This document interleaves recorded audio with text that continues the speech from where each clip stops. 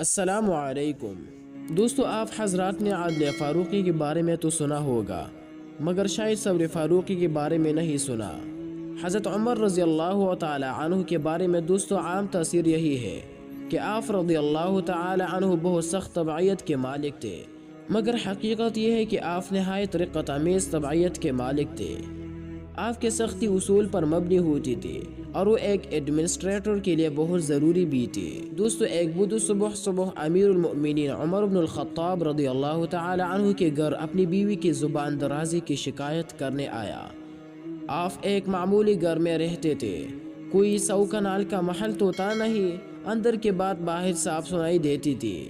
بدھو جون ہی دروازے کے پاس پہنچا، اس نے جناب فاروق رضی اللہ عنہ کی بیوی کو بولتے سنا۔ وہ خوب کلاس لے رہی تھی اور آگے سے جناب فاروق رضی اللہ تعالی عنہ کی آواز تک نہیں آ رہی تھی۔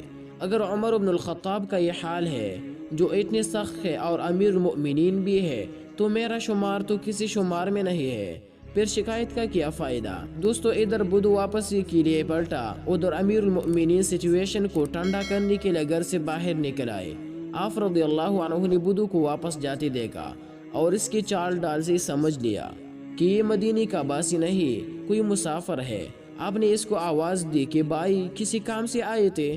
واپس پلٹا اور کہا کہ امیر المؤمنین میں اپنی بیوی کی شکایت لے کر آیا تھا کہ وہ مجھے بہت ڈانٹتی ہے، مگر آپ کو بھی اسی مصیبت میں مبتلا دیکھ کر واپس جا رہا تھا کہ جب امیر المؤمنین کا خود اپنا یہ حال ہے تو پھر ہمارے لیے بے صبر کے سوا چارہ نہیں۔ امیر المؤمنین عمر فاروق رضی اللہ عنہ نے اسے نصیحت کی، فرمایا میرے بھائی، اس کی یہ سارے باتیں میں ان کے احسانات کے بدلے برداشت کرتا ہوں جو وہ مجھ پر کرتے ہیں۔